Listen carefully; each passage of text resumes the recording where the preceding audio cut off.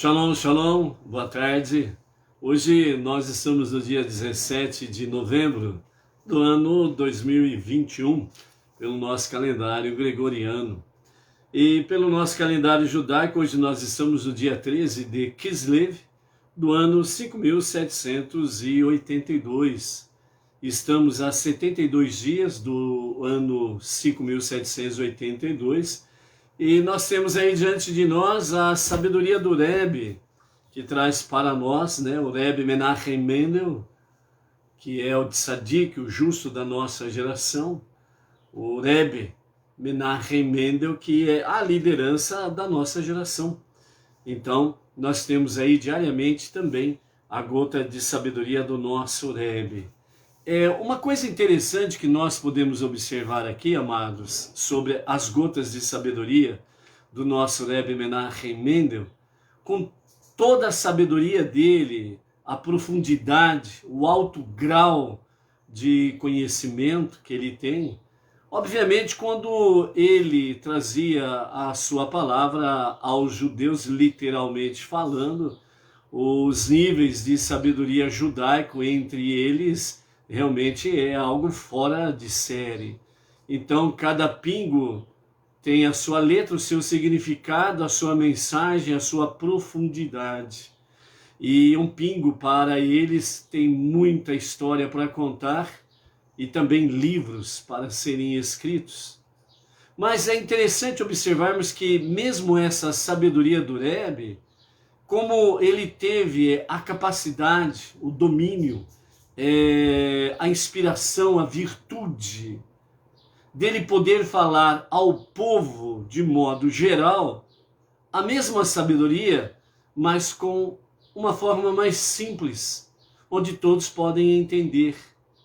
E é isso que nós temos observado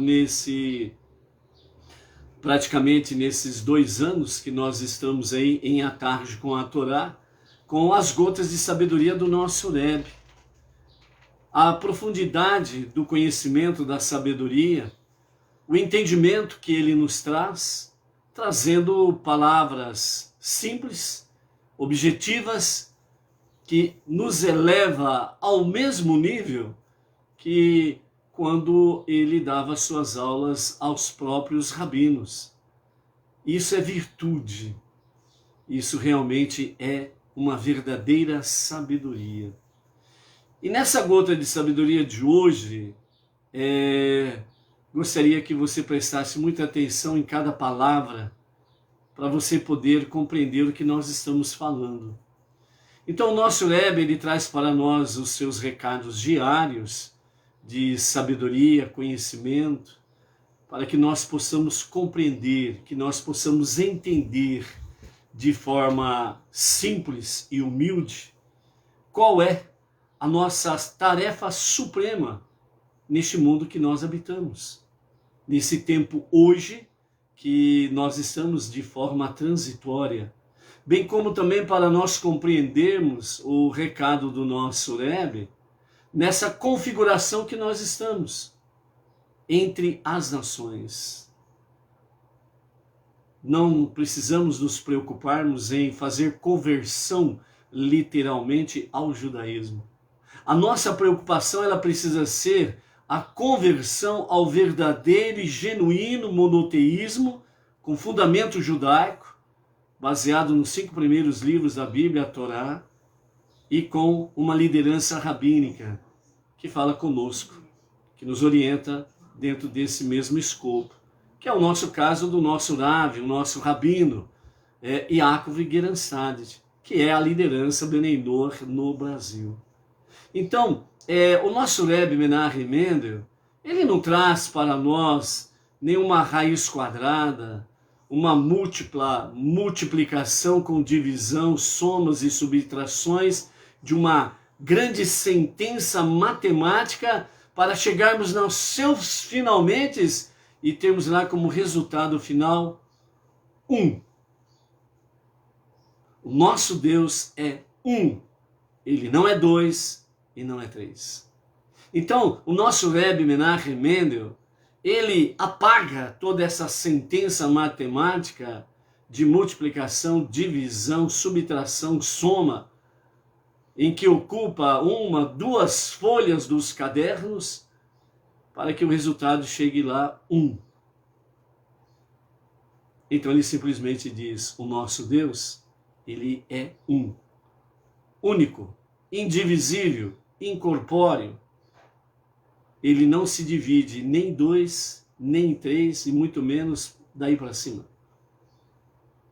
Ele é incorpóreo, ele não se materializa num corpo humano. Então ele vem e fala de forma simples. A sua confiança nesse Deus é tudo. É tudo que você precisa para cumprir a sua missão, a sua tarefa suprema. Juntamente com os judeus, ombro a ombro, transformar esse mundo para ser a moradia de Deus. Para compreendermos isso, nós não precisamos ir lá em sermos doutores em teologia, PhD nisso, naquilo e companhia limitada. Nós precisamos, como o próprio Rebbe disse, nós precisamos fazer uma prece de criança para Deus.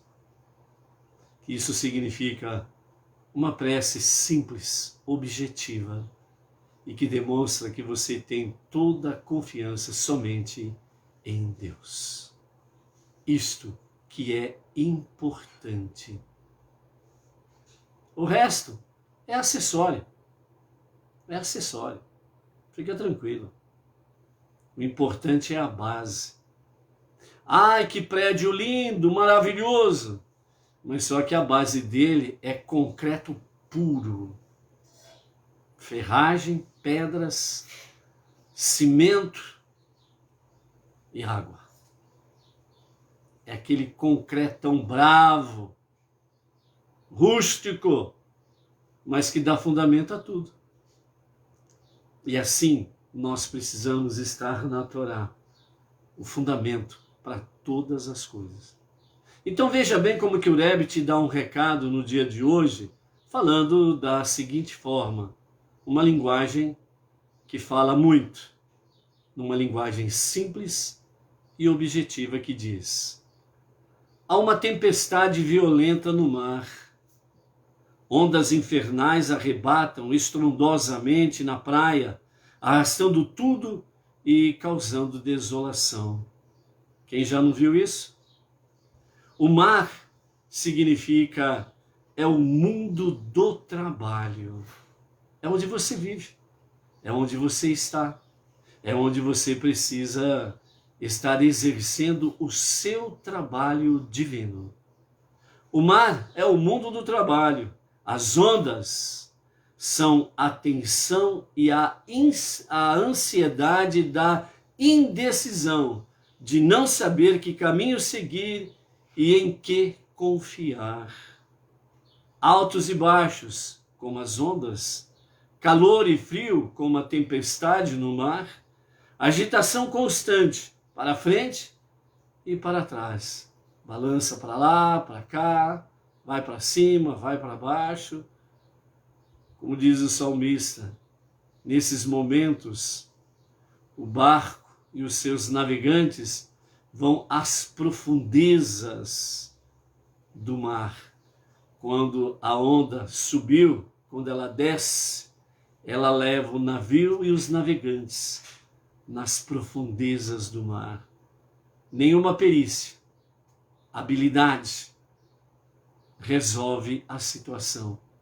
E então, aos navegantes, só confiança no Criador, para que a tempestade venha cessar.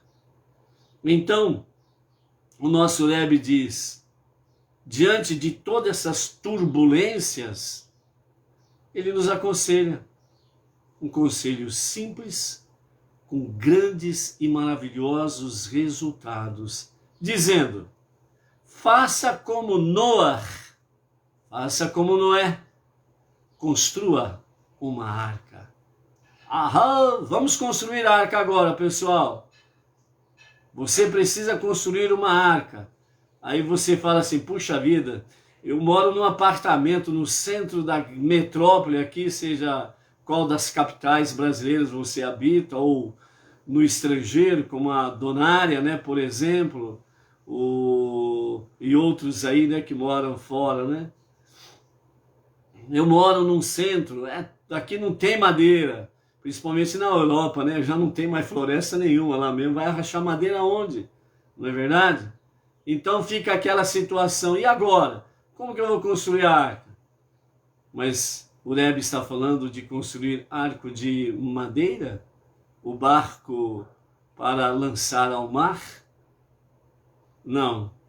Ele diz assim, ó, a arca, a palavra arca, em hebraico, ela é teivá. Teivá. E ela significa também palavra. Opa! Então quer dizer que a arca, que no hebraico é teivá, ela também pode significar não somente arca, mas ela também significa e pode significar também palavra. Opa! Já começou a nossa arca já ter uma visão, já ter um formato. Palavra. Ok? E essa palavra é o quê? Sua arca deve ser as palavras da Torá.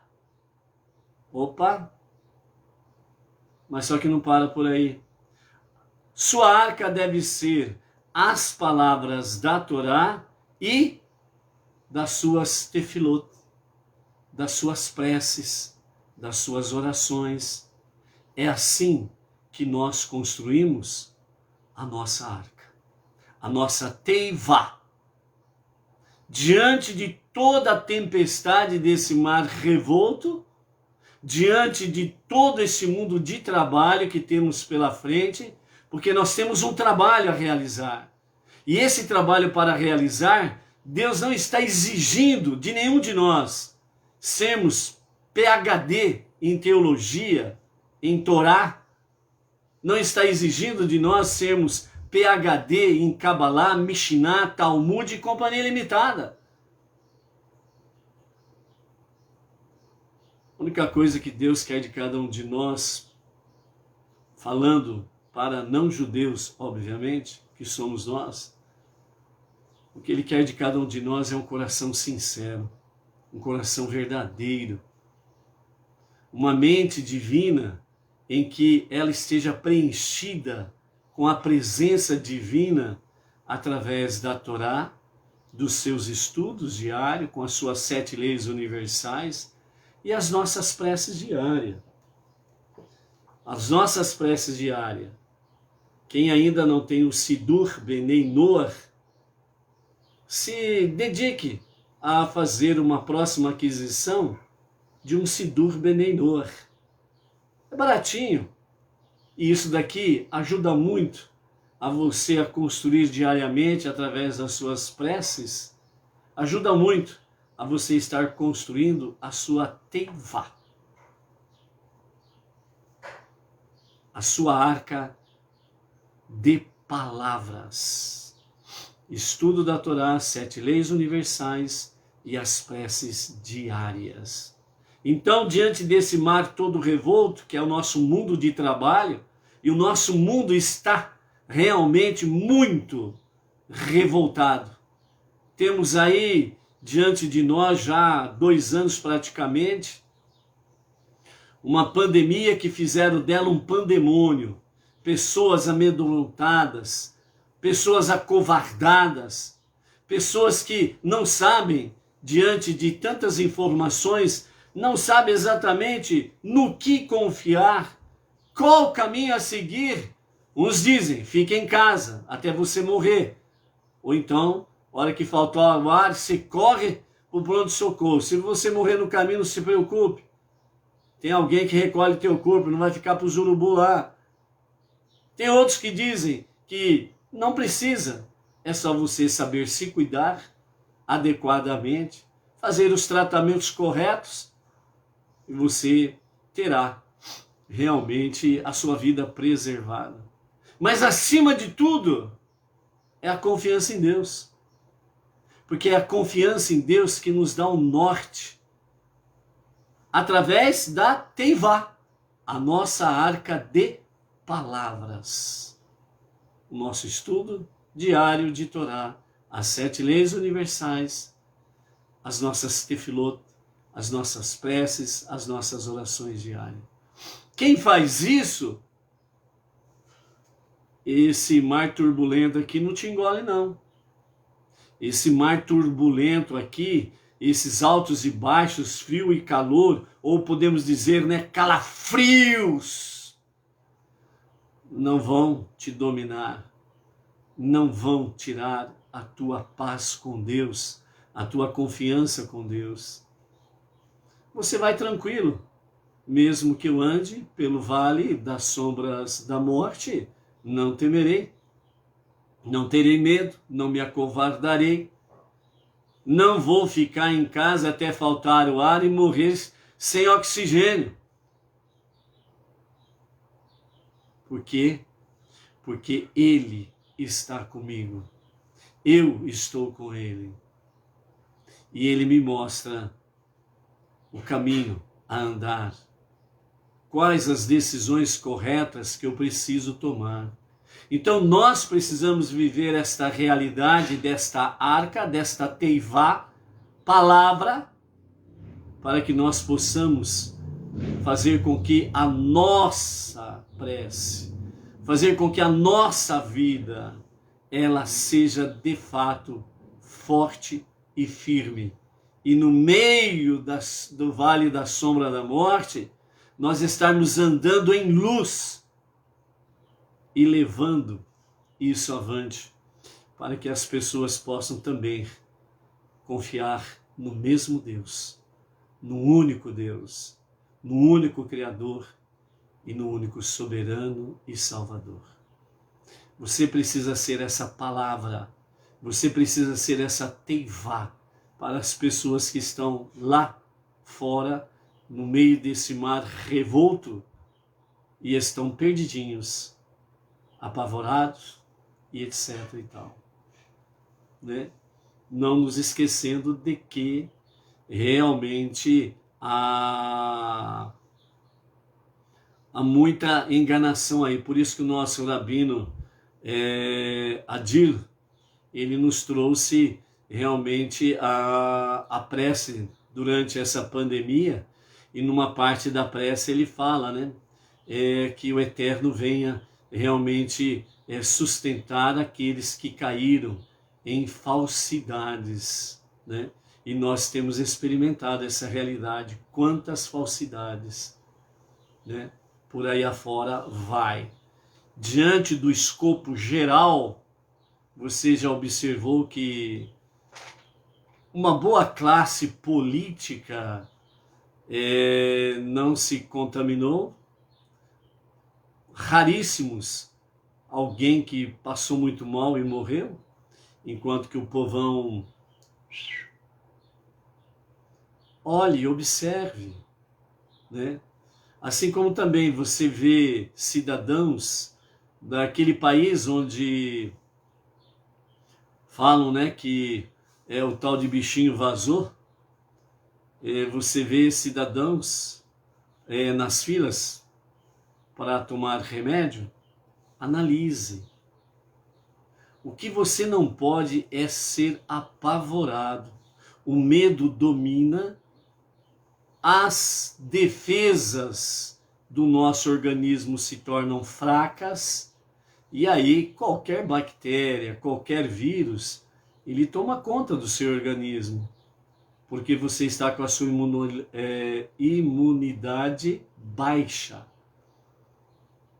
Então, por isso, nervoso, raiva, ódio, ansiedade, medo, pavor, terror, essas coisas faz com que a sua imunidade vá lá no pé. Então, por isso, a nossa teivá, a nossa arca de palavras, é para sermos fortes e vencermos as adversidades que estão diante de nós. Por isso, então, o nosso Rebbe, ele conclui essa gota de sabedoria dizendo: entre em sua arca e deixe que as águas o levantem, em vez de afogá-lo como todo o restante, né? Ou seja, que realmente você esteja nesta arca, nesta teivá, ao estudo das palavras da Torá, mais as preces diárias, e você estará andando a sua vida, seguindo o seu curso da sua vida, e essas águas não farão você naufragar, elas não te afogarão. Por quê? Porque Ele está contigo, porque você está em excelente companhia. Baruch Hashem, desafio bom. Né? Vamos aí para os nossos desafios diários, gente. Né? Se a vida fosse moleza, até Maria Mole entrava no Olam Rabá, na vida eterna. Entendeu? Então, vamos lá em frente, ok? Luiz Ribeiro, Itaquera, Grande São Paulo, está por aí. A Inês Martins, aqui de Pirajuí, Baruch Hashem. A Cibele, lá de Lisboa, Portugal, Baruch Hashem. A Donária Carmo, também, lá de Lisboa, Portugal.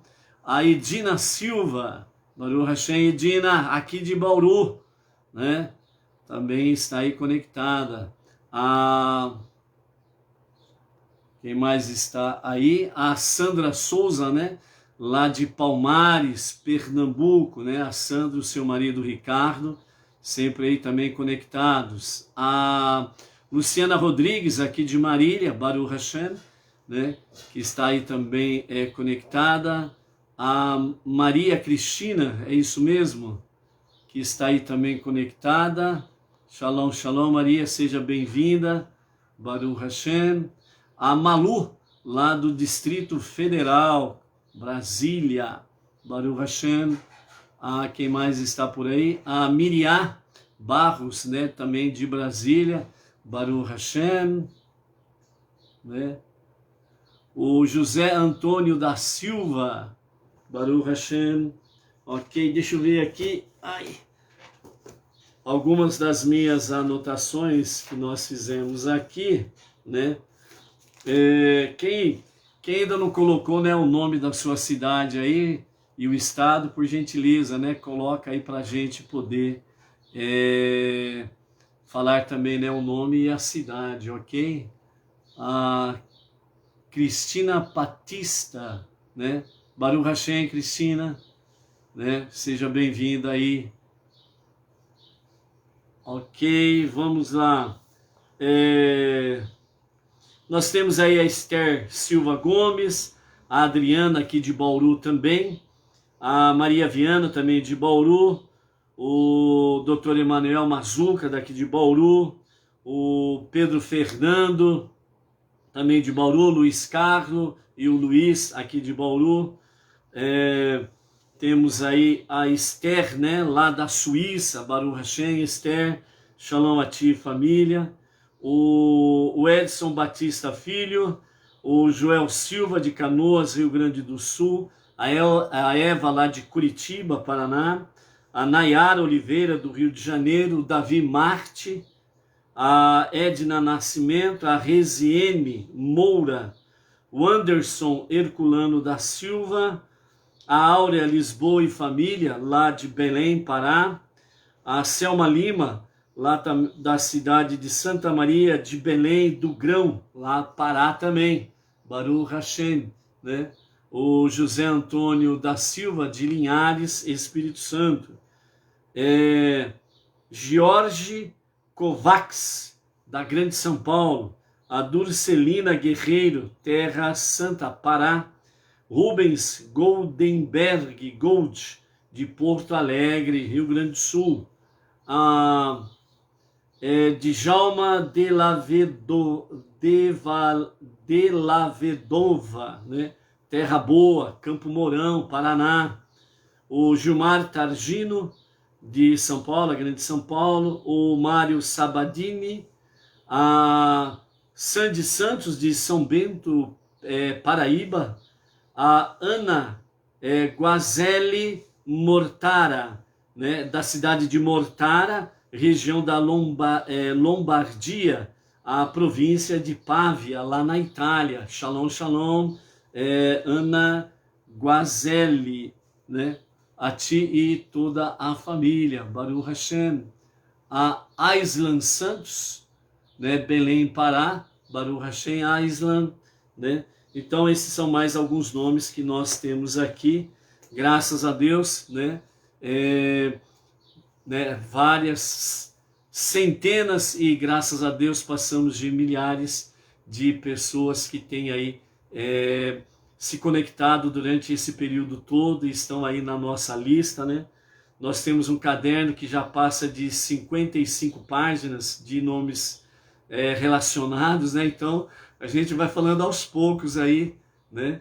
Então a gente pede já antecipadamente, né, as nossas escusas, né, quando a gente não menciona alguém aí, e às vezes a pessoa, não é que esquecemos não, graças a Deus são bastante, né, Baruch Hashem por aí, né, o Edson e a sua esposa também, né, que estão aí sempre conectados aí,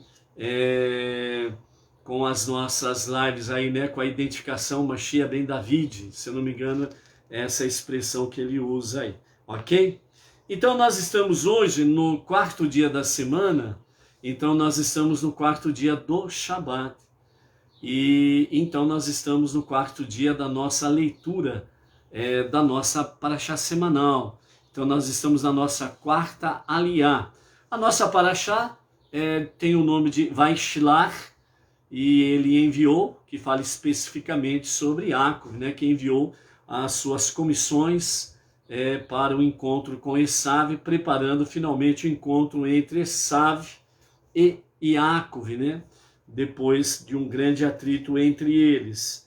Então, nesse período aqui, nós estamos aqui vendo, né, o encontro, e então, finalmente, né, no capítulo 33 aqui, que nós iniciamos ontem, na nossa aliá, na nossa leitura, né, então Yaakov encontra Esav, e aí estão travando um diálogo. Então nós vamos na continuidade deste diálogo entre os dois na tarde de hoje, e depois vamos ver aí, né, alguns comentários dos nossos sábios do Rabad, e também a nossa leitura ela é baseada com os comentários de Rashi. Nós temos ao mesmo tempo a leitura da Torá escrita, juntamente com os comentários de Rashi, para que nós possamos ter melhor visão e noção do texto sagrado, né? E depois, para fecharmos a nossa live, nós vamos ver o que o nosso Rebbe Menachem Mendel, o líder da nossa geração, o que ele nos fala sobre esta aliá de hoje, ok? Vamos em frente? Que os nossos desafios não param, ok?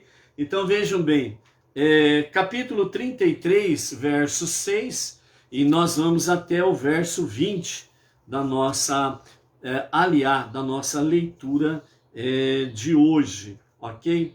Então diz assim: as servas chegaram-se seguidas por seus filhos e prostraram diante de Esav. Leia e seus filhos vieram também, chegaram e prostraram-se. O prostrar aqui não é só para a gente dar uma esclarecida, não é aquele prostrar de se ajoelhar no chão, beijar o pé do Esav, não, ok? O chegar e prostrar aqui é dobrar em pé, dobrar os joelhos e encurvar-se para frente. Este é um gesto de sinal de respeito a alguém. Então é nesse sentido que se faz aqui quando nós lemos pela Torá, o prostrar-se, né? Que é nesse sentido, né? É o dobrar-se na presença de alguém importante, reconhecer a sua importância e um sinal também de respeito nesse sentido aí, ok? Então Léia e seus filhos também se chegaram e prostraram diante de Esav.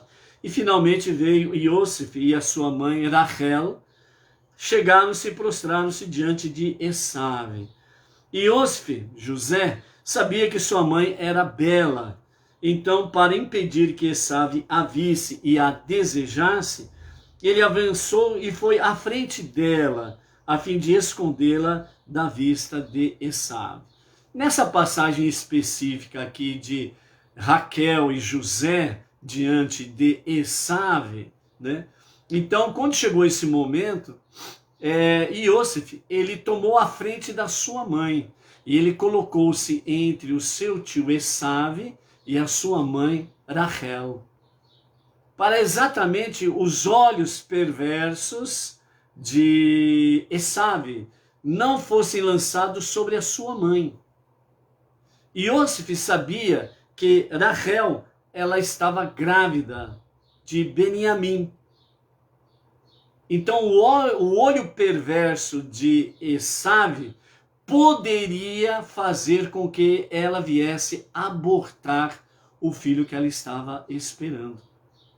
E como Iosef, ele amava muito e honrava muito a sua mãe, ele colocou-se numa posição de proteção.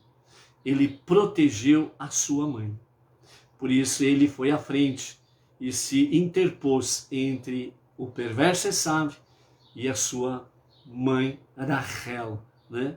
Então, dessa forma, ele não permitiu que os olhos perversos de Esaú alcançasse Raquel e não prejudicasse ela em algum aspecto. Então, nessa passagem aqui, com os comentários de Rashi, que nos traz isso daí, os demais comentaristas também falam sobre esse fato, essa realidade, nos mostra uma seguinte questão, amados. O olho pesado, o olho gordo, o olho ruim, o olho de maldade das pessoas, elas trazem dano, sim. Algo que você poderia conquistar de uma forma mais simples ou mais fácil, se torna difícil. Às vezes você passou por uma seguinte situação. Puxa vida, eu estava quase alcançando determinado objetivo, mas de repente as coisas ficaram tão difíceis que eu não sei se eu vou conseguir alcançar esse objetivo. E às vezes você fala assim, puxa vida, Deus, dá uma força para mim aí. Às vezes você acha que Deus tem culpa e não é. Às vezes você acha que você mesmo tem culpa e não é. É alguém que está com o olho muito pesado em cima de você. O olhar da inveja, o olhar gordo, que significa a inveja, a raiva, o ódio, porque você está indo para frente, você está vencendo obstáculos, você está vencendo adversidades. E essa pessoa, por ter um olho pesado, é uma pessoa covarde, frustrada, fraca. Ela não quer dureza, ela quer moleza. Ela quer, assim, no estalar de dedos, conquistar as coisas, receber as coisas. Se torna um pobretão espiritualmente falando e sempre fica dependendo dos outros para alguma coisa.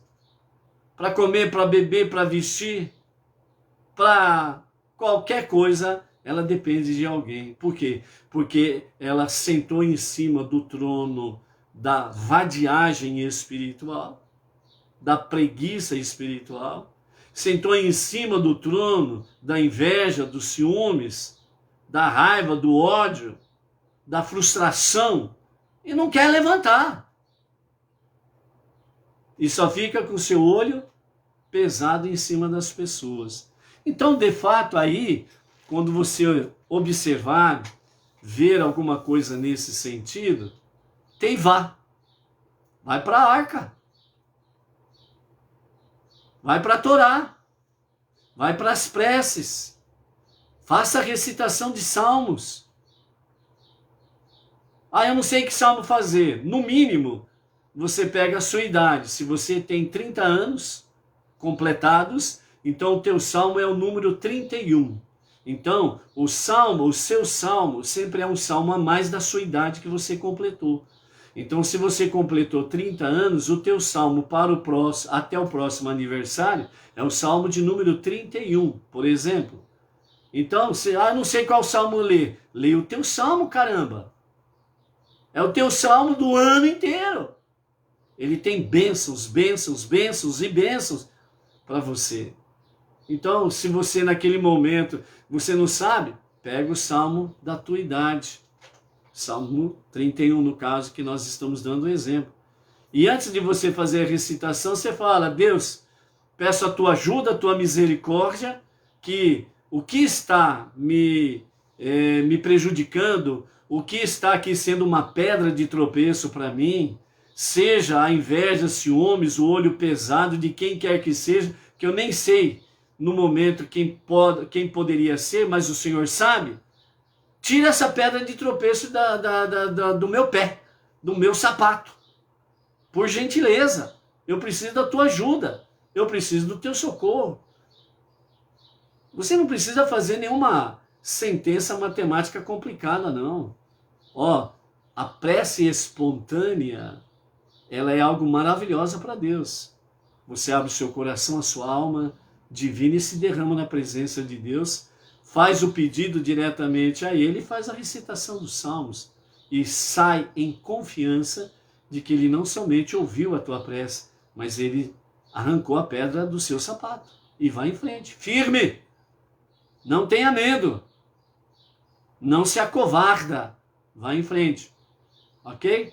Então, esse é um grande ensinamento que nós temos aqui nessa passagem que Rashi traz para nós no seu comentário. Continuando, né, o capítulo 33, verso 8. Esaú então perguntou a Yaakov: o que pretendias com o envio de todo aquele séquito que encontrei trazendo presentes para mim?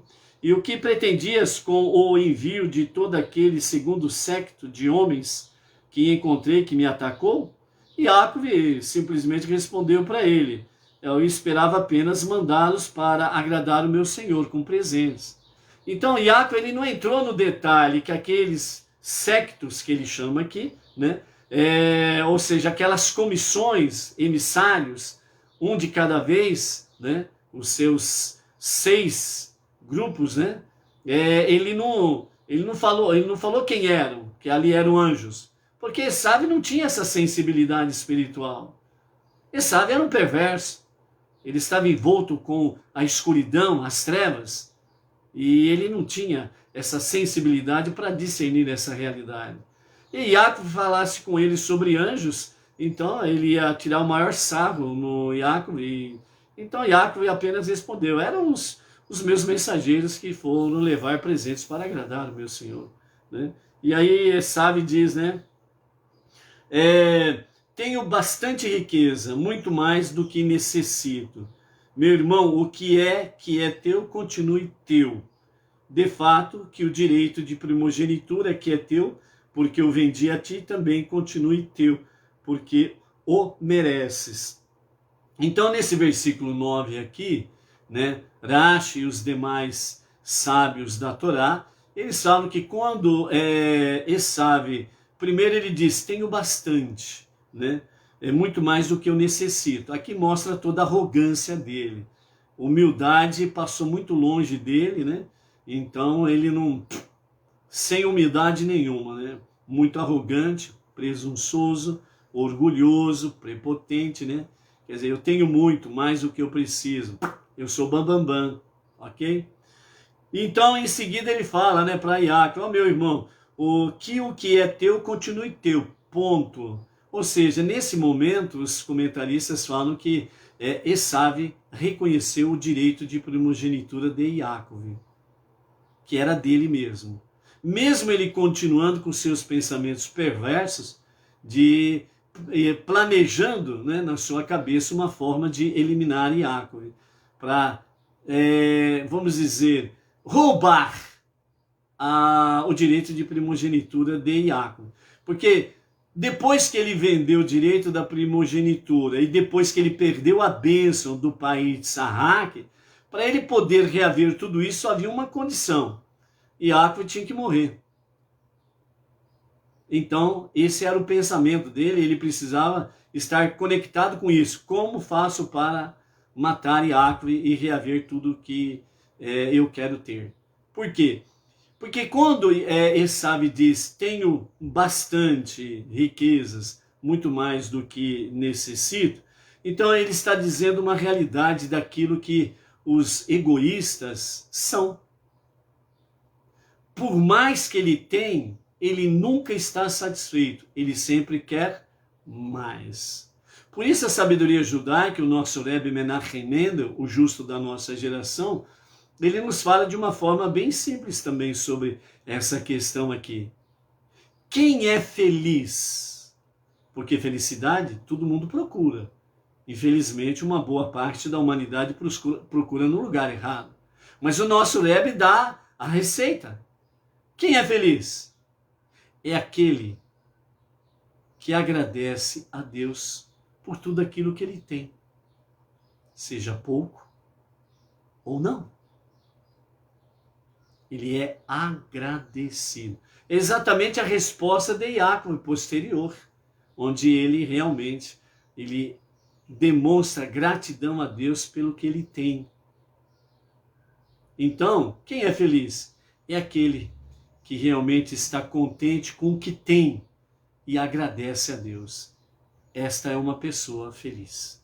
Continuando, então, Esav diz a Jacob, né? Então que o que é teu continue sendo teu, guarde.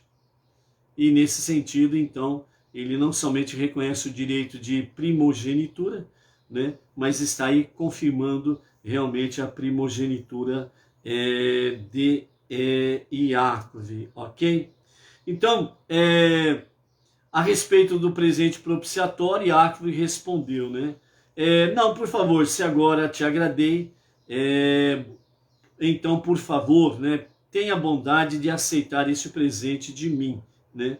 Porque vi o teu rosto, que é como ver o rosto de Deus, ou seja, é como ver um rosto do anjo de Deus, né? Que foi o caso da luta que ele travou lá atrás com o anjo de Esav. Era nisso que ele estava se referindo, Yaakov, né? Então, na Torá escrita, nós temos na sua intimidade, que são os comentários de Irash e dos demais comentaristas, sábios do povo judeu, que trazem para nós exatamente aquilo que está dentro de cada palavra, para nós podermos compreender de forma mais ampla e mais profunda, mais elevada, o significado das passagens da Torá escrita, ok? Então é isso que nos traz aqui realmente Rashi nesse sentido aqui, ok? Então, Yaakov esperava de sua direção de qualquer plano de atacá-lo, né? E afinal, se sobreviver a encontros com anjos, ele certamente sobreviverá a um encontro com qualquer ser humano. Yaakov prosseguiu, também te devo um presente, porque tu foste benevolente e perdoaste minha ofensa, deixando-te ser apaziguado por mim, né? De se aproximar, etc. e tal. Né? Então, Yaakov insiste, por favor, aceita meu presente de boas-vindas, que foi trazido para ti por minha conta. Já tive o trabalho de preparar, separar, escolher, etc. e tal, né? Não te preocupes com quanto ele me custou, pois Deus foi benevolente comigo e tenho tudo o que necessito. Totalmente diferente da forma de expressão de Esav, né? Com seu orgulho, prepotência, mesquinharia, egoísmo e companhia limitada. Aqui Yaakov demonstra realmente uma grande humildade e simplicidade, que são duas coisas que Deus se alegra com cada um de nós. Humildade e simplicidade, né? Você não precisa se pintar de ouro para Deus te receber. Você precisa se vestir da humildade e da simplicidade, que para Deus vale muito mais do que o ouro. Que você se aproxime dele com essa simplicidade e essa humildade, como filho, diante do Pai. Pronto! É isso que Deus quer. E Yaakov traz esse exemplo para nós, né? Então, como fala, né? Yaakov e Avino, nosso pai Yaakov, né? Então ele nos dá o exemplo, né? Então, Deus foi benevolente comigo. Então ele não se coloca numa posição, Yaakov aqui,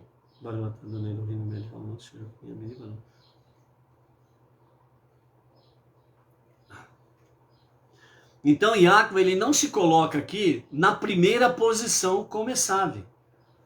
Então a primeira posição ele fala, Deus foi benevolente comigo. Veja bem que ele nem usa a expressão eu, Yaakov. Ele não usa a expressão eu. Ele usa Deus foi benevolente comigo. E tenho, ele não diz eu tenho, que é diferente de dizer e tenho.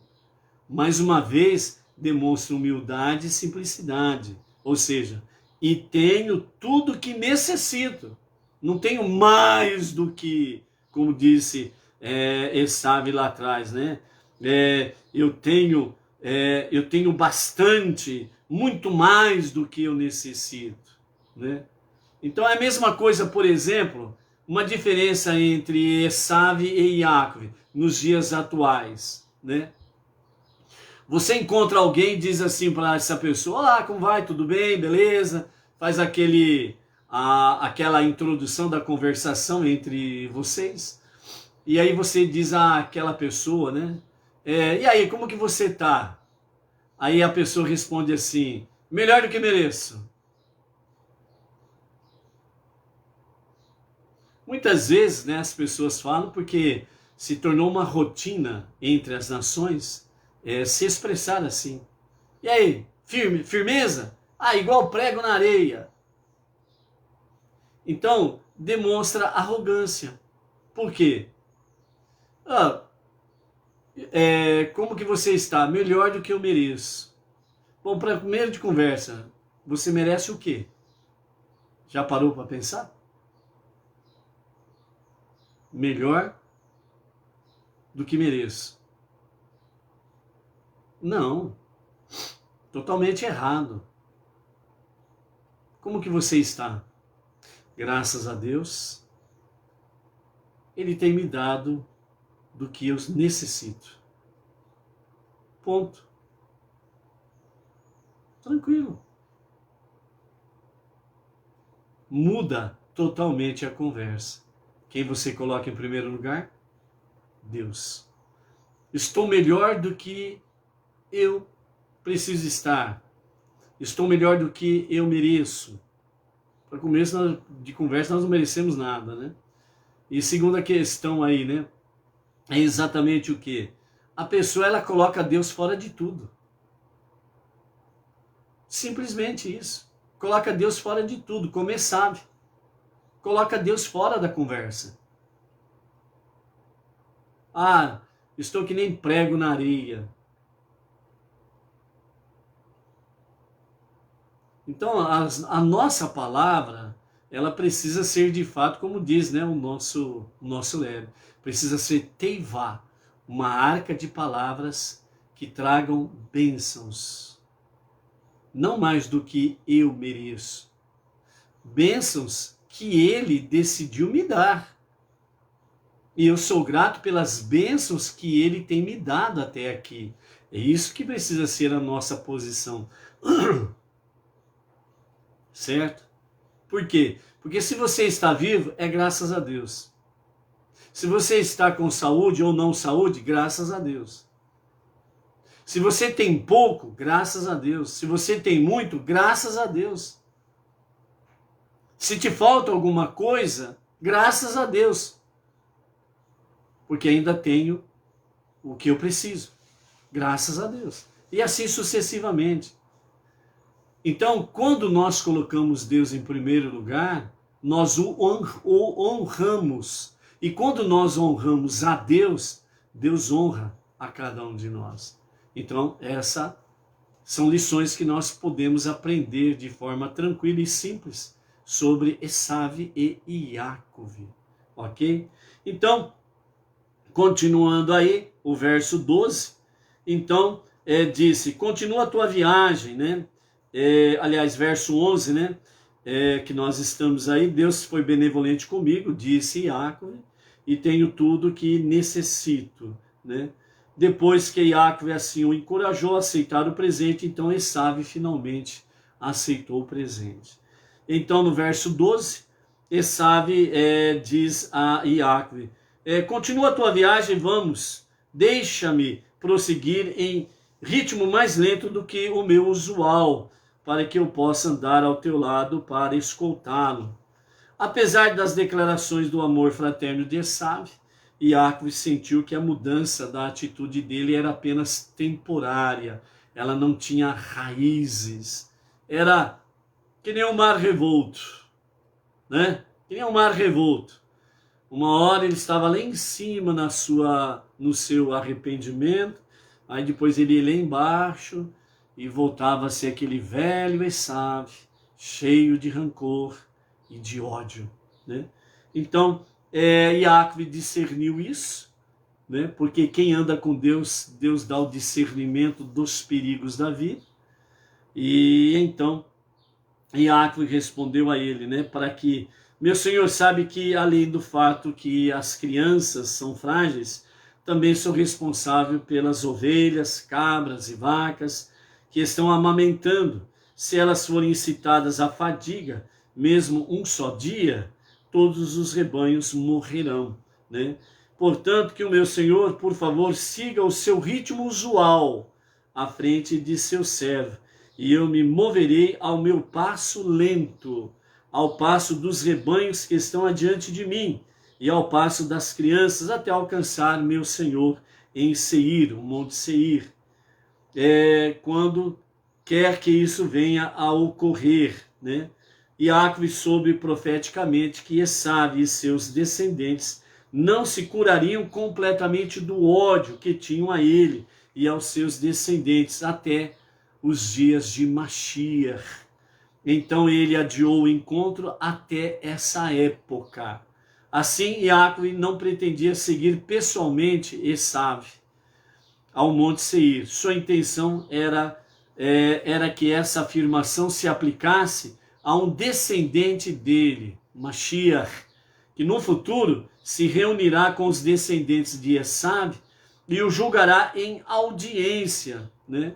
Então, nós temos lá no livro do profeta Obadias, capítulo 1, verso 21, que fala a respeito desses dias de Mashiach, em que a descendência de Esav estará em julgamento no Monte Seir.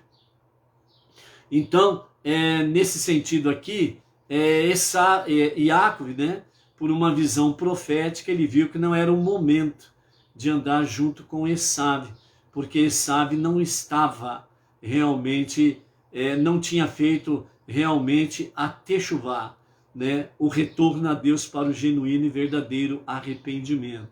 Aquele, entre aspas, arrependimento que ele estava demonstrando era apenas transitório, temporário, mas o seu coração não tinha mudado, né? Completamente para uma techuvá. Então, por isso, quando Iacve diz a ele, vá à frente, siga o seu passo natural, normal, e eu vou devagar, passo a passo. Por isso que desde então, né, nas gerações posteriores, Esav, que a sua descendência vem de Edom, né, vem Edom na sua descendência, e chega até os dias atuais com o Império Romano. Por isso, segundo templo, a destruição do segundo templo, se deu exatamente pelo Império Romano, descendência de Esav, que vem aí os filhos de Edom. Esav, Edom e a sua descendência, né, que ainda não estão realmente na techuvá, né? Então, por isso, Iacve disse, eu vou devagar, passo a passo. E é exatamente essa descendência de Iacve, o povo israelita, que vem vindo através das gerações, através desses milênios, passo a passo, seguindo em direção aos dias de Mashiach, para que no Monte Seir, com o Mashiach, realmente a descendência de Esav venha para este juízo. E então voltarão para a verdadeira techuvá, arrependimento e retorno a Deus, né? Com verdadeiro e genuíno arrependimento. Então esse encontro entre Iacve e Esav no Monte Seir, ele está marcado para os dias de Mashiach. Por isso o nosso Rebbe, Menachem Mendel, fala que lutar contra o mal é uma coisa nobre, mas não é a nossa tarefa primordial, não é a nossa tarefa fundamental. Por quê? Porque não é o tempo de entrar em embate com Esav, Edom, né? E a sua descendência. A nossa tarefa suprema é trazer luz para esse mundo, para que as pessoas elas realmente tenham acesso à unidade e à unicidade de Hashem e venham convergir para Deus, o único e verdadeiro Deus e Salvador, no seu dia a dia, apressando o retorno de Mashiach para a redenção final, a correção de todas as coisas nos dias de Mashiach, entre elas, realmente, a Teshuvá de Edom e toda a sua descendência para o único e o verdadeiro Deus, né? Então, por isso é necessário que, é importante nós estarmos voltados nisso, né? Trazer luz para esse mundo. E que forma que nós fazemos isso? Teivá, a nossa arca, palavra, o estudo da Torá, 7 leis universais e as nossas preces diárias, ok? Então, por isso, nós mostramos aí, né, o Sidur Benei Noach, né? Você pode adquirir o Sidur Benei Noach através de nós, é só você fazer o seu pedido, ou através do próprio site, né, da Sinagoga Sede em São Paulo, né, beneinoach.org.br, né, ou se você quiser adquirir através da nossa comunidade Bauru e região, então nós temos aí o Sidur numa quantidade razoável para atender aí 20 a 30 pessoas tranquilamente, ok? Então se você quiser, nós temos aí também para pronto entrega, ok? Então, nesse sentido aí, né, vamos deixar esse embate para os dias de Mashiach. O momento agora é trazer mais luz para transformar este mundo para ser a moradia de Deus. Essa é a nossa tarefa fundamental. Não adianta sair dando tiro para todo lado aí que não resolve o problema. Ainda não é a hora de confrontar o mal cara a cara. Foi isso que Yaakov, ele ensinou para nós aqui nessa passagem. Tanto Rashi como os sábios do povo judeu, Maimônides e Companhia Limitada, no bom sentido, né, falando, né, a sabedoria judaica com todos os seus sábios, através dessa passagem mostrando exatamente isso. Não é o momento de nós batermos cara a cara com o mal. Esav, Edom, Império Romano. Ok? O momento é de trazermos luz. O momento é de trazermos a presença divina. O momento é de fazermos tudo para ajudar realmente o nosso irmão mais velho, o povo israelita, o filho primogênito de Deus, realmente a trazer a luz da unidade e da unicidade de Hashem. Este embate Yaakov e Esav está reservado profeticamente para os dias de Mashiach. Então, eu não sou Mashiach, não vou ficar batendo em ninguém. Você não é o Mashiach para ficar aí querendo resolver a situação na marra, na força. A nossa situação é levar com amor, paciência, né, realmente a unidade e a unicidade de Hashem, ok? Seguindo em frente, né, agora no versículo 17, né, nós temos aí, né, o momento em que vamos entrar na história de Diná, ok? Então vamos lá. Então, capítulo 33, a partir do verso 17. Yaakov partiu e chegou ao local que mais tarde ele chamaria de Sucot, lugar dos abrigos, onde permaneceu 1 ano e meio, no ano 2205 até o ano 2206, a contar da criação do ser humano. Tendo chegado no verão, ele construiu abrigos temporários para sua família e o seu gado. Quando veio o inverno, ele construiu para si casas mais resistentes, para as quais sua família se mudou. E no verão seguinte, ele novamente fez abrigos para sua família e o seu gado. Por isso ele denominou aquele lugar Sucot, lugar dos abrigos, ou tendas, né, mais popularmente conhecido. Yaakov chegou ileso à cidade de Shechem, que está localizada em Canaã, vindo de Padã Aram. O governante de Shechem era Hamor, o Rivitita, e o nome de seu filho era o mesmo da sua cidade, Shechem. Deus, de fato, cumprira sua promessa de salvar Iacve das garras de Lavã e Esav. E, além disso, Iacve, a essa altura, já se recuperara completamente do manquejar que adquirira em resultado da sua luta contra o anjo de Esav, né?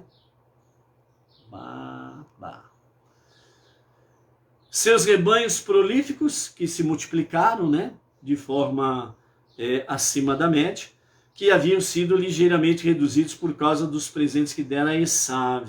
Tinham se recomposto, e enquanto trabalhou para Lavã, ele não se esqueceu de nada da Torá que aprendera na academia de Eber. Portanto, Iacve estava agora preparado para voltar a Bet-El e cumprir sua parte no pacto que fizera com Deus ali, a caminho de Harã. Em vez disso, porém, ele se demorou.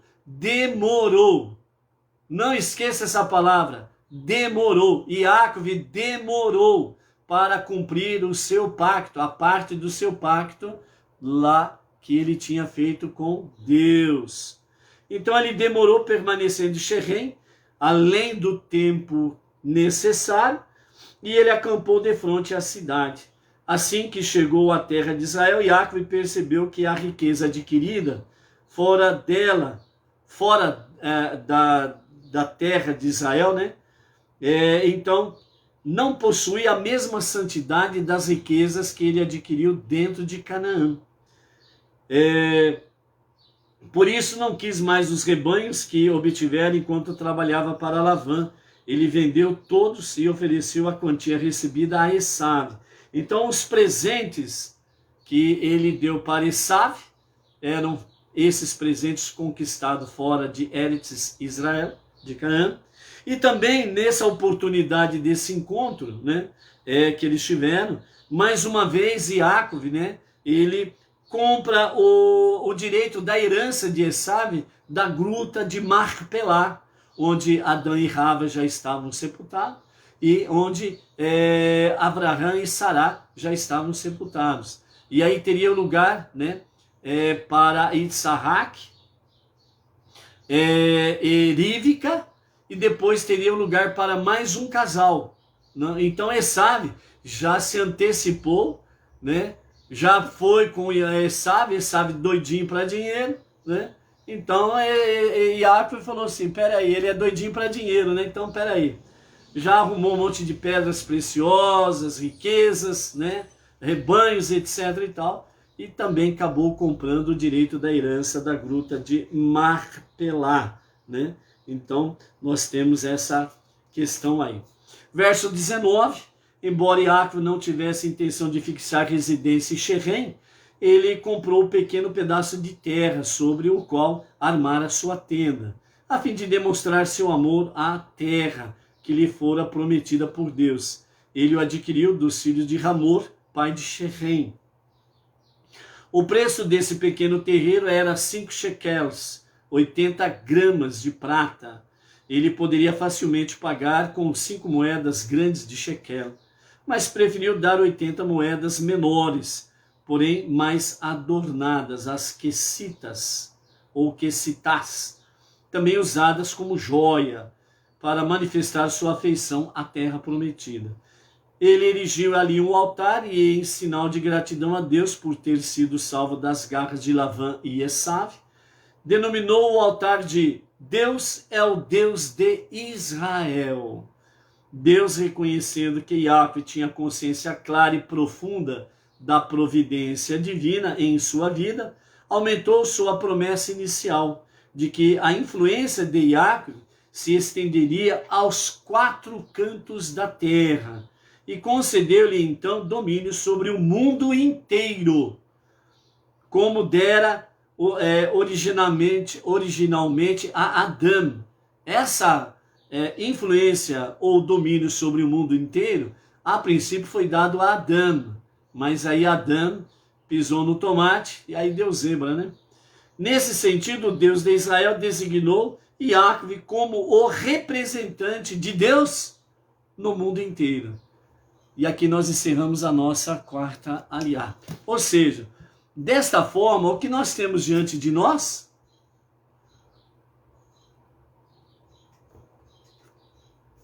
O que nós temos diante de nós é que o domínio de Yaakov, ele se estenderá plenamente em todos os 4 cantos do nosso planeta, de norte, sul, leste e oeste.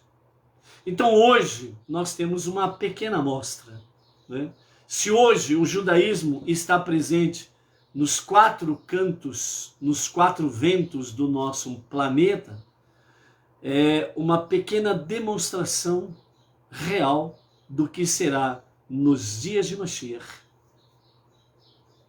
Por isso, de Jerusalém sairá a palavra, sairá Teivá, a palavra da Torá, para todas as nações, e cobrirá todas as nações, assim como as águas cobrem o mar. Então nós estamos vendo apenas uma pequena demonstração. Por quê? Porque hoje, em todos os países do mundo, há uma presença judaica. E está crescendo a presença dos Menenor. Através de quem? Da descendência de Yaakov. Então a descendência de Yaakov, como ele disse para Esav, ó, deixa eu aqui, que eu vou devagar, passo a passo, até chegar no Monte Seir.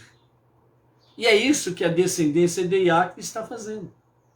Através dos milênios sofreram terrivelmente perseguições, afrontas, quase extermínio,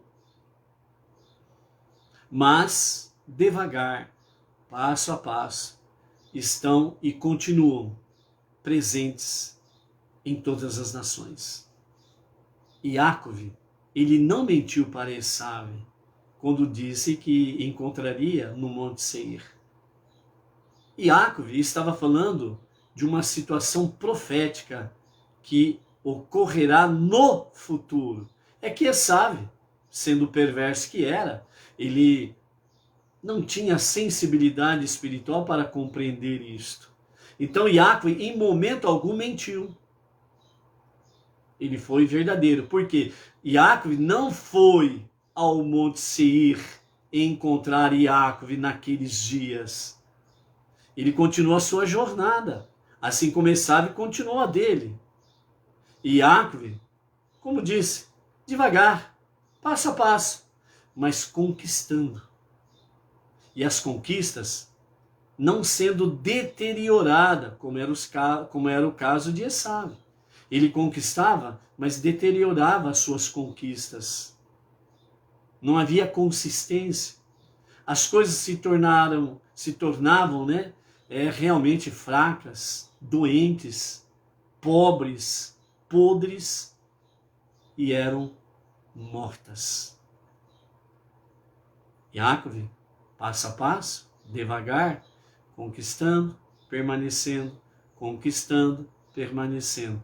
Por isso, hoje, se você tem uma Torá em sua casa, nas suas posses, graças a Yaakov Avinu. Por quê? Porque ele viu a visão profética e ele manteve o foco. Ele não abandonou o propósito da sua vida. Outra lição que nós aprendemos com Yaakov. Deus colocou diante de nós um propósito.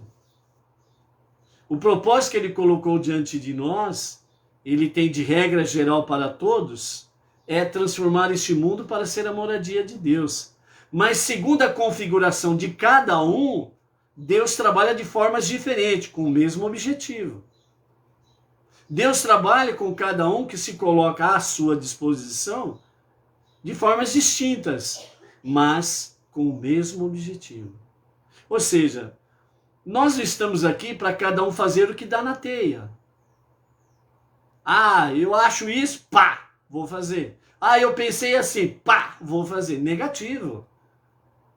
Negativo. Tudo no eterno tem disciplina, responsabilidade, compromisso, temos hierarquia. E a nossa liderança, com o nosso rabino Yaakov Geranstadit, é exatamente isso, para ser respeitada. Então, por isso, tanto nós emissários como o povo em geral tem o acesso para poder realmente cada vez mais conhecer, né, ou aperfeiçoar o conhecimento do propósito das suas vidas e poder fazer o quê? Seguir em frente para cumprir a sua meta, o seu objetivo. Que a nossa tarefa primordial, essencial, suprema, é transformar esse mundo para ser a moradia de Deus. Isso é uma coisa simples de entender. O que Deus quer encontrar em cada um de nós é o quê? As vestimentas da humildade e da simplicidade. Porque com estes, Deus pode trabalhar e moldar cada um para o seu propósito supremo. Deus não está procurando sábios em si mesmo. Deus está procurando pessoas que buscam conhecimento, sabedoria. Deus não está buscando pessoas que estão cheias do seu ego, do seu eu, como Esav. Eu tenho muito. Eu tenho mais do que preciso. Então, é cheio de si, é cheio do seu eu, é cheio do seu egoísmo. Deus não está procurando pessoas assim para cumprir essa tarefa. Deus está procurando pessoas que estão vazias, vazias do seu eu, vazias do seu egoísmo, para que Ele possa preencher com a sua presença e fazer com que as pessoas mantenham o foco e não venham se olhar no espelho como um narcisista. Olha como eu sou bonitinho, nossa, como eu sou inteligente, olha só, eu faço isso, eu faço aquilo, eu faço acontecer. Não, não é isso que Deus quer de nós, não. Deus, Ele quer que nós sejamos, no bom sentido, da descendência de Yaakov. Graças à benevolência de Deus, Ele supriu as minhas necessidades. E eu tenho o que eu preciso. Ponto. Então, dentro desse aspecto, para nós finalizarmos a nossa live de hoje, o nosso Rebbe Menachem Mendel, ele fala dentro desse aspecto em manter o foco. Quando você está numa linha reta, se você, enquanto estiver mantendo o seu olhar fixo no alvo a ser alcançado, no objetivo a ser alcançado, você continua firme em frente. Mas se você começa a olhar para os lados, você já começa a sair da linha. Você já começa a realmente ficar com os passos inseguros. E aí você sai do foco. Então o nosso Rebbe Menachem Mendel diz assim, baseado nessa nossa quarta leitura, quando Yaakov disse a Esav, que meu senhor vá diante de mim, seu servo, e espere ali até que eu lhe alcance, meu senhor, em Seir. Então Yaakov se referiu aqui, né, a exatamente uma futura transformação de Esav. Então Yaakov ele está mantendo um foco nos dias de Mashiach para a transformação de Esav, onde toda a sua descendência terá de fato uma transformação. Até que eu lhe alcance, meu Senhor, em Seir. O enfoque de Yaakov aqui, diz o nosso Rebbe, em relação a Esav, mostra-nos como neutralizar a hostilidade potencial nos Esaves das gerações posteriores e nos nossos dias atuais. Você ainda não se deu conta que você tem como adversário diante de ti algum Esav, algum Esaú? Temos que enxergar não a fachada, né? Cadê aqui? Que encontramos ao longo de nosso exílio, né? Os Esaves, né? Se nos deixarmos levar pelo conforto do exílio, por exemplo, e nos sentimos subordinados ao poder de Esav, nossa atitude se converte em uma profecia autorrealizada e o exílio realmente começa a nos dominar. Então, primeiramente, que o nosso Rebbe Menachem Mendel ele está falando específico, essencialmente, para a nação israelita, que está ainda no exílio. Não terminou o exílio judaico. Enquanto houver um judeu no meio das nações, o exílio ainda é real. Mas aqui o Rebbe Menachem Mendel, ele adverte ao povo israelita, ele adverte o nosso irmão mais velho, o judeu, que se você se acostumar realmente com a boa, entre aspas, hospitalidade de Esav entre as nações, então o que você faz? Você vai se sentir autorrealizado no seu exílio e vai se acostumar em ser um exilado. Então não vai se sentir exilado fora da terra prometida, não vai se sentir exilado fora de Eretz Israel, a terra que mana leite e mel. Então vai gostar de ficar entre as nações, vai gostar de ficar no meio egípcio, entre as nações. E isso traz realmente uma autorrealização, e o exílio, ele começa a dominar o judeu. Ele se acostuma, vai se assimilando, tá legal, tá beleza, acabou as perseguições, agora tá tudo tranquilo. Então ele se acomoda. E isso é perigoso. O nosso Rebbe já alertava a nação israelita. Para neutralizar o poder de Esav, temos que enxergar não a fachada, a aparência, e sim o profundo objetivo por trás do exílio, que é nos capacitar para preparar o mundo para os dias de Mashiach, quando finalmente Esav será subjugado e transformado.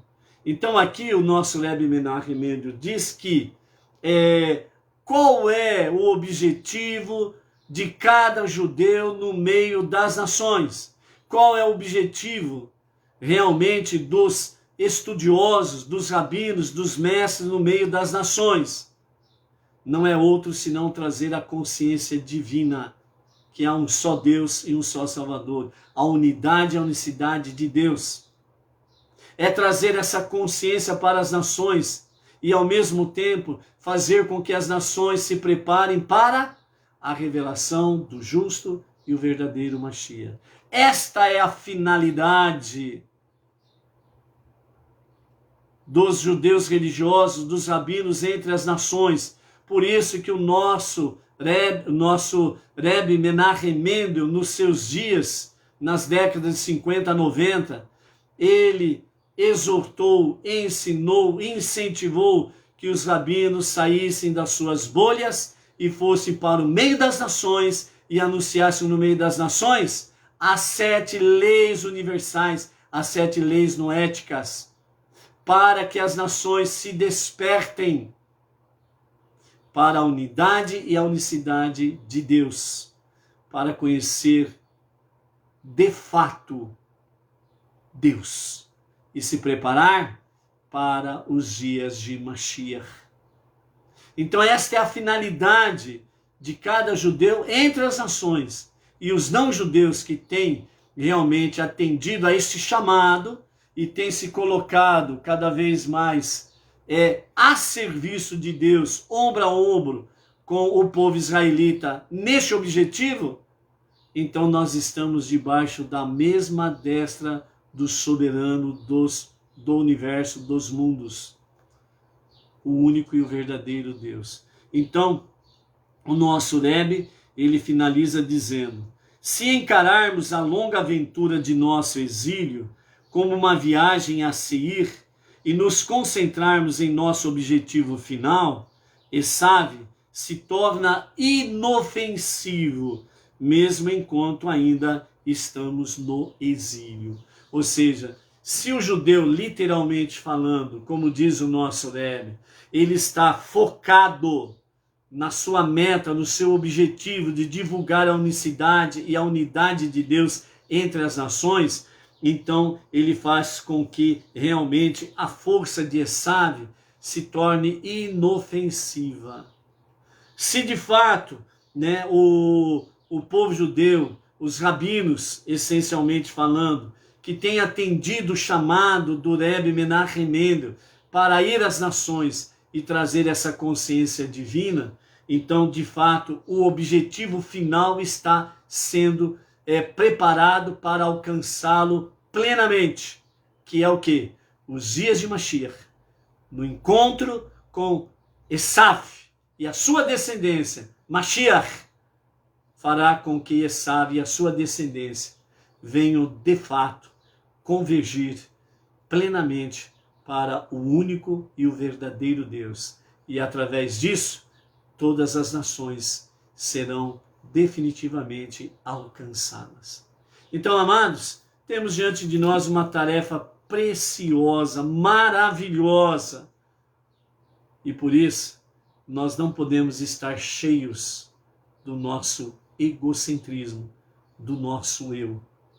Nós precisamos estar vazios de nós mesmos, para que a revelação de Hashem em nós seja dia a dia algo real e verdadeiro. Para qual finalidade?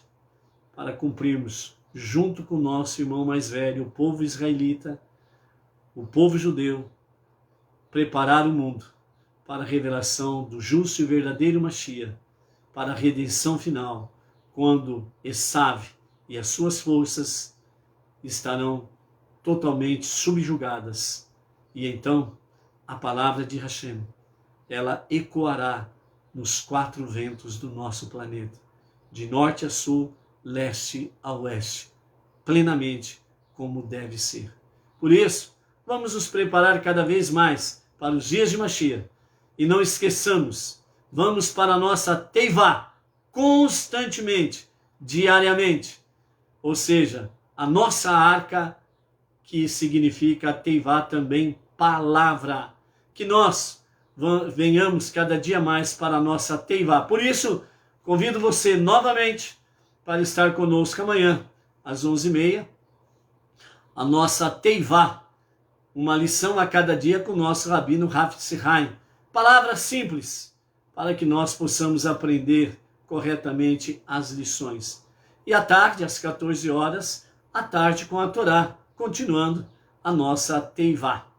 Baruch Hashem, Shalom, Shalom, até amanhã. Seja forte, seja luz, seja uma Teivá cada dia mais.